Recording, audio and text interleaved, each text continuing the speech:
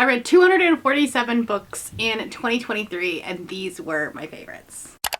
Hello everybody and welcome back to the channel. My name is Brianna and this is For Pause in a Book. I make bookish videos over here on my little corner of the internet, so if that's something that you're interested in, make sure that you hit the subscribe button down below. Today we are going over my favorite books of the year, my favorite books of 2023. I read a lot of books in 2023. More books than I ever thought I would, more books than I ever have in a year. It was a very, very good reading year. And while I'm not gonna go into stats quite yet, that'll be next week's video. Of the 248, 35 of them were 5 stars, which was 14% of my reads, which feels kind of low, but at the same time, narrowing it down to a top 10 was a feat. I would like to put a caveat, an asterisk, if you will, on this year, on this list, because my number one title should be a St. Martin's Press title. That was by far my favorite book of the year. It was the one that really impacted me the most, and it makes me really sad that I can't talk about it. However, in solidarity of the boycott, I am going to be picking a new favorite book that's not a St. Martin's title, because I will not be reviewing any of those books on my channel until the boycott is over. I'm also going to be sending an email to St. Martin's Press with the analytics of this video. So if you're so inclined, like this video, share it, do whatever, bump those numbers up. Anyways, let's talk about my favorite books of the year.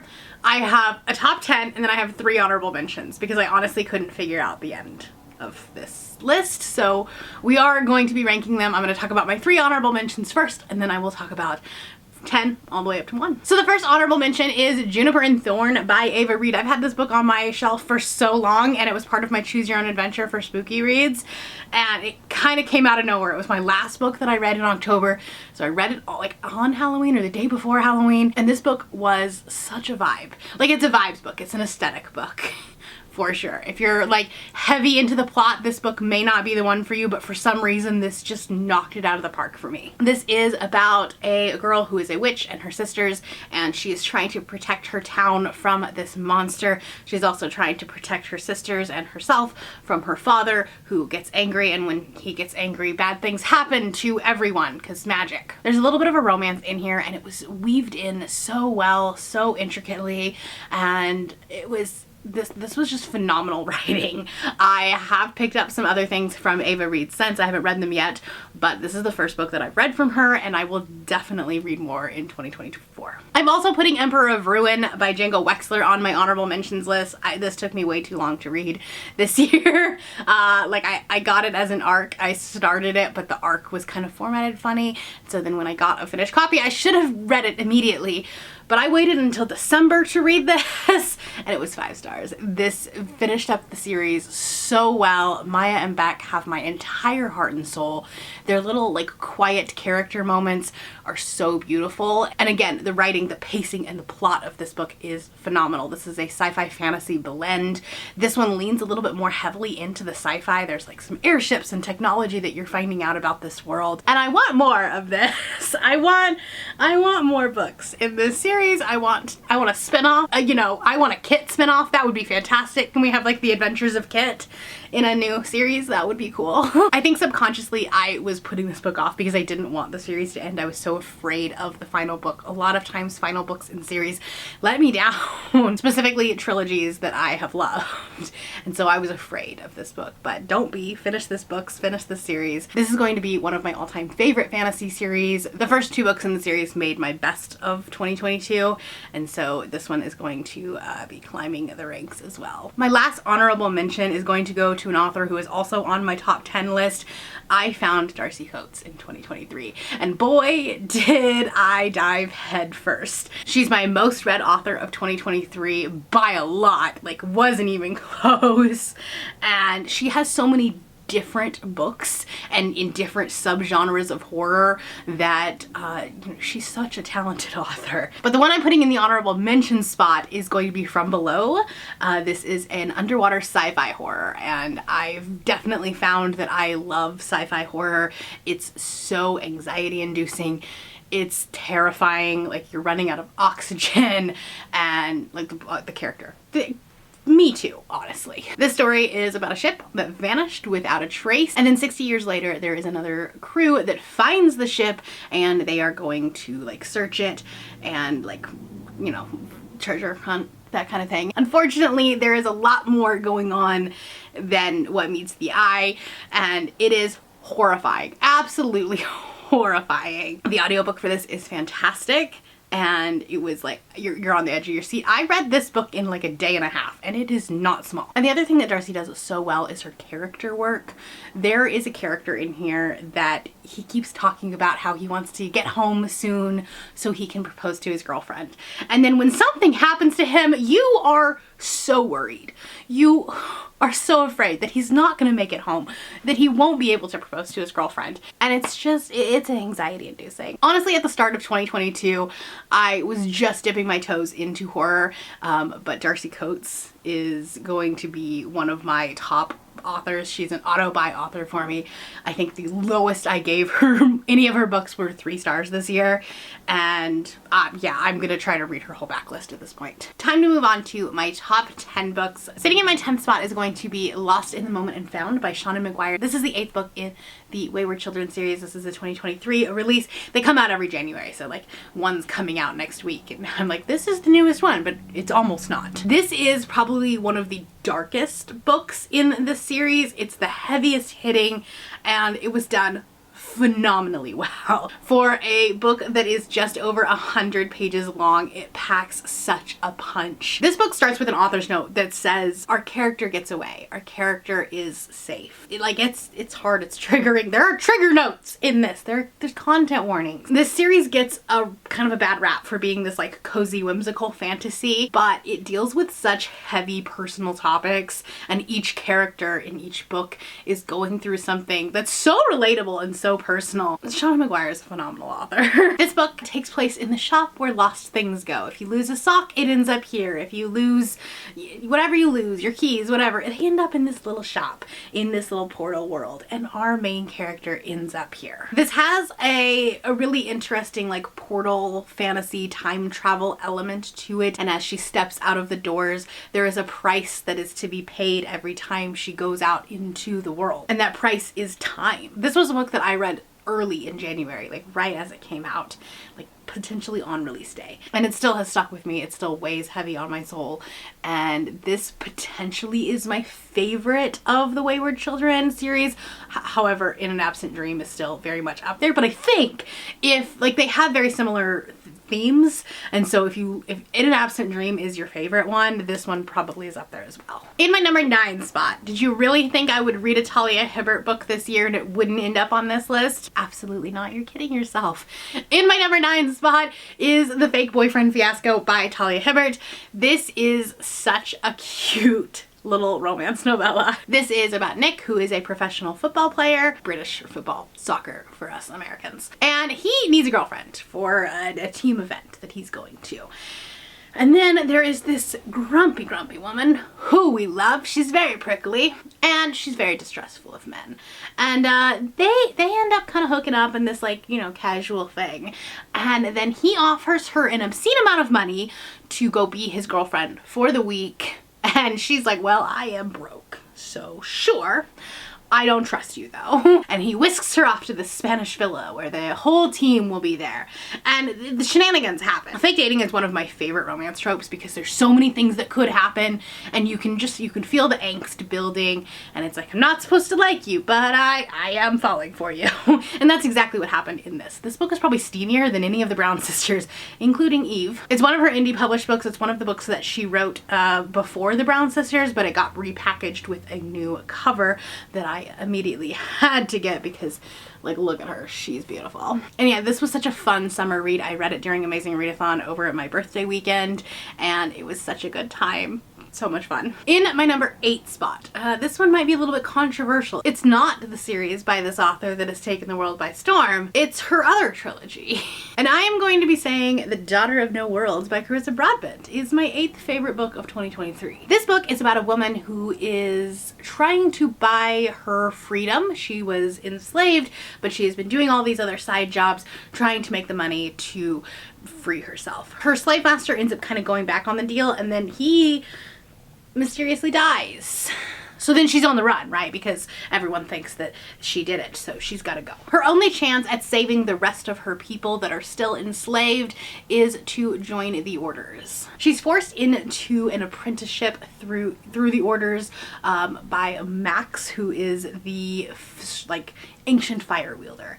And let me tell you, this mentor-mentee relationship that becomes a romance is just my kryptonite. I loved these two. And I think that's generally the driving force, is that if you didn't like this book, it's because you didn't like the main characters or you didn't like the relationship. And I loved this one. I loved this relationship. I still need to finish the third book. The third book in this trilogy still I have not finished, but that's going to be a priority read in early 2024. But this one had my whole heart and soul. In at number 7, I'm putting 3 books because it's my channel and my rules and I can do that. But it's the Aurelian Cycle. This is a YA fantasy trilogy and I loved it. This restored my faith, my hope in YA. I don't write it off anymore, but that's a high bar to be at. This is a revolution, but also add dragons. The revolution already happened, right? At the beginning of this book, the revolution already happened, and people are supposed to be more equal, more equitable, and they're really not. It's not the utopian society that they kind of made it out to be. We have 2 characters in here that come from very different backgrounds. One was lowborn prior to the revolution happening, and one was a aristocrat. But they're on level playing fields now. They're both at this school for dragon riders. There is betrayal, there is romance, there is just heartbreaking scenes in this. There are queer characters in here, so there's definitely representation for this. This trilogy was fantastic, and if you're in your 4th wing slump, pick this one up because honestly, it's better. In my number 6 spot was another book that I read very early in the year. I believe it was January, and let me tell you, the first quarter of 2023 set the bar high. Number 6 is Small Miracles by Olivia Atwater. For a long time, I actually thought that this book was going to be probably in the top 2 or 3, but I kind of quickly reviewed at the end of the year to solidify all of these rankings. I kind of like reread portions of them, and I'm happy where it's sitting in number 6. This is the book that I read for Spiffbo, Cassidy's version, very early in the year for Spiffbo 8. This was actually the winner, the official winner of Spiffbo, and it was so heartwarming. This was this year's hug in a book. And this book is about Gadriel. He's a fallen angel of petty temptations, and he also has gambling problem. And he's told by his bookie that they'll like write off his gambling debt if he can get this one person to sin a little bit. just a little teeny sin, right? But she's such a nice person, and so it should be a cakewalk of a job, but it's really not. And there's such a beautiful exploration of humanity and relationships and personal identity in this story. I like tabbed and annotated this book. It was such a beautiful experience to read. I think that if you like books like Terry Pratchett, this is definitely going to be a book that you'll love. It has a very similar vibe and feel to it. Here's where it gets difficult. Here's where on any given day these top 5 books could be in a different order. But here's what we're gonna settle on today. In number 5, I have Yellowface by R.F. Kuang. This book kind of took the world by storm. I remember in my anticipated reads video for this quarter talking about how I wasn't going to buy this book because the cover was terrible. Like it's not a fantastic cover. It's not my favorite. It doesn't look great on the shelf, but I started listening to it on audio and was like, this is gonna be in my top books of the year, so I'm gonna need a physical copy of it. And that was back in May. The fact that it's still sitting at number 5, and I think statistically is actually my highest rated book of the year, but there were still a few that I enjoyed more, which is why this is gonna sit at number 5. This book is a real like compilation of genres. It's a contemporary look at publishing and a look at inherent racism. Our main character is best friends with another author. So this other author, Athena, you know, hit the world by storm. She hit the New York Times bestseller list with her books. She was a sensation. And our main character, June, did not. She got a straight to paperback release, which in the publishing world is not great. Unfortunately, June actually witnesses Athena's death, and then she takes Athena's manuscript that no one else had seen because they were like critique buddies, and she passes it off as her own and gains the fame and sensation that Athena had in her first book. Of course, Athena's book was about Chinese laborers during World War I, and June is, how do you put it, not Chinese. She is of the Wonder Bread variety. But she tries to pass herself off as racially ambiguous. She takes her author photos in a way that, like, you can't really tell. And she gets this fame and fortune and notoriety. Of course, not all is going to end well. There's always a shadow lurking. There's always a reason for her to look over her shoulder. And this was dark and twisted and messed up, and I was on the edge of my seat the entire time. R.F. Kuang is such an amazing author. She can go from writing this military trilogy, high fantasy in the Poppy War, to dark academia, to now this, and they're all phenomenal. This is a book that stuck with me for a really, really long time after reading it, and there's no surprise that it's on a lot of people's favorite books of 2023. If you would have told me that I would have read one of my top 5 books during 72 hours in the smut den, I would have thought you were insane. But here we are today with Priest by Sierra Simone sitting at number 4. This is a forbidden romance between a girl who comes in for a confession and her priest. And like, that's on deconstructing, my friend. I have been pushing this book on anyone who reads romance, like, at all.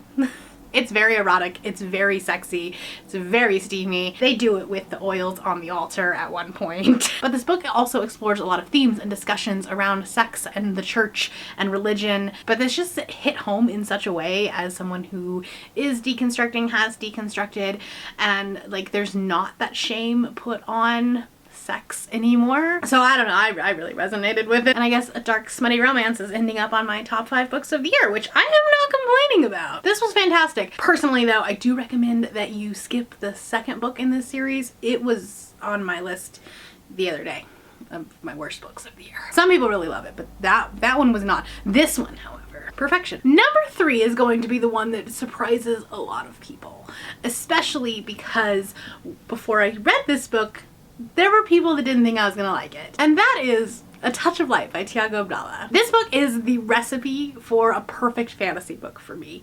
Like, if you want to know what my reading taste in fantasy are, religion, politics, badass female character, maybe some zombies. I don't know, that sounds weird, but I really liked this. I think the reason I want to put this so high on the list is because this book proved something to me in 2023, and that is that I can read epic fantasy, I can read high fantasy books and really enjoy them. Coming from someone who has predominantly read contemporary romance, jumping into high epic fantasy is like throwing yourself into the deep end.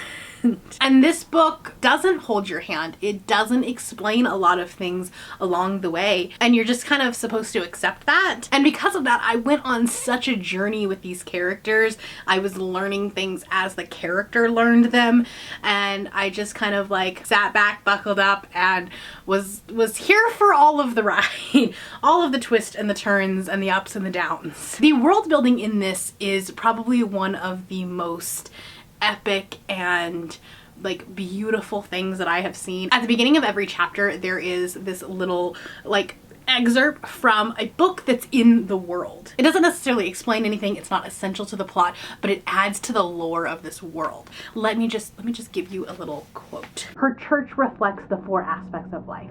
The bishops of the bone bring knowledge to her people. The sentinels of the breath protect them from bearing the taint of death. And the priest of the blood is zeal for the health of the body, composed by the faithful throughout her domain. And that's from the Book of the Blood. This is such a fantastic world, and these characters are so well developed, especially for a debut novel. I said in my vlog when I was reading this originally that like I couldn't believe that this was the first thing that Tiago had ever written because it's so well fleshed out. My memory card filled up, so I had to restart. I don't remember what I was talking about, but anyways, this book is phenomenal. It's going to be, I think, a 5-book series. There are 2 books out right now. I think the 3rd one comes out sometime in 2024. Tiago, if you want to hit me up, like, I'll read the others for you because I'm obsessed with this world and I cannot wait to dive back in. In my number 2 spot, I felt I had to put her here because she opened up such a new world of horror for me.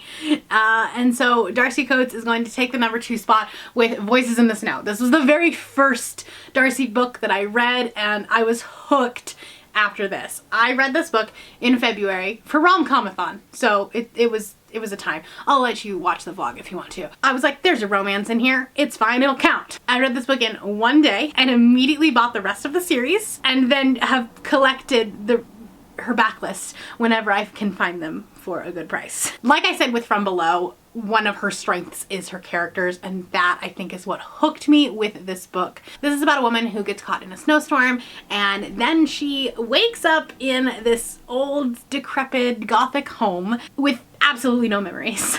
Like, doesn't know what was going on, doesn't understand, she thinks she's been kidnapped, but that's just the beginning of her problems. The stranger that supposedly kidnapped / saved her, we're not really sure at this point, seems kind enough, seems nice enough. She doesn't seem like she's in immediate danger that she should try to escape this house. There's so many layers to this book, and each time we got a new plot twist, it was like, oh my gosh, oh my gosh. And that was when I knew that this author was going to be for me. There's a little bit of a sci-fi element in this that I was not expecting whatsoever, and it's explained even more as the series goes on. And this was so smartly done, so well written, so well paced. Her books are phenomenal, and I highly suggest you pick up Darcy Coates. I don't know that I'd necessarily start with this one, especially if you're new to horror, but hit me up. I will get you some recommendations. We've made it to my #1 book of the year. If you haven't guessed it already, comment down below. Let me know what you think. This was a book that was on my anticipated releases for 2023. However, I wasn't like chomping at the bit to read it. I ended up reading it for the Goodreads Choice Awards video, and that is Swordcatcher by Cassandra Clare. Whoever had me having Cassandra Clare as my favorite book of the year on their bingo card, you get a gold star, because it wasn't me, couldn't be me.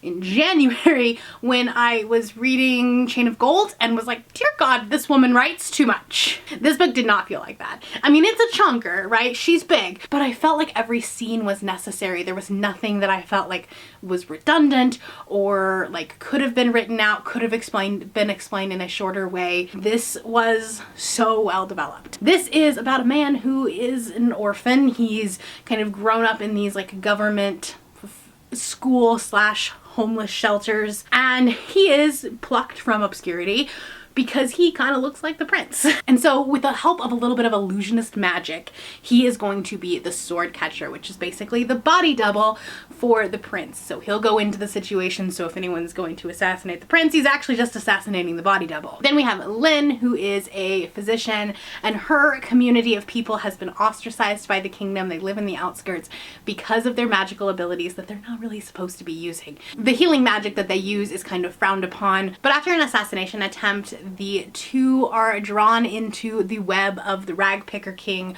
who is the like criminal mastermind of the underworld. This has a little bit of a romance in it, although I wouldn't call it like a romantasy or anything like that. But the politics, the courtroom intrigue, the backstabbing was just so right up my alley, and it was such a buzzword for me. I think if you like the Daevabad trilogy, this book will also really resonate with you. Obviously, they're very, very different stories, but the vibes are similar, the politics are similar, and the characters do have some similar attributes, although that might be stretching a little bit. I'm anxiously anticipating the sequel to this. I don't know when it's coming out. I don't even have an expected publication date for it. Better believe it will be on my anticipated releases the minute it has a publication date. I'm so excited that I found a new fantasy series that I can gush over for a little while. Those are my best books of 2023. I am manifesting a fantastic year for all of us in 2024 with some awesome 5-star reads. Let me know down in the comments below what your favorite book of 2024 was. That is all I have for you today. If you're new here and you have not yet subscribed, there is a little button that you can do so down below the video. If you'd like to hang out with me more, the links to my Instagram, Goodreads, Twitter, and my Patreon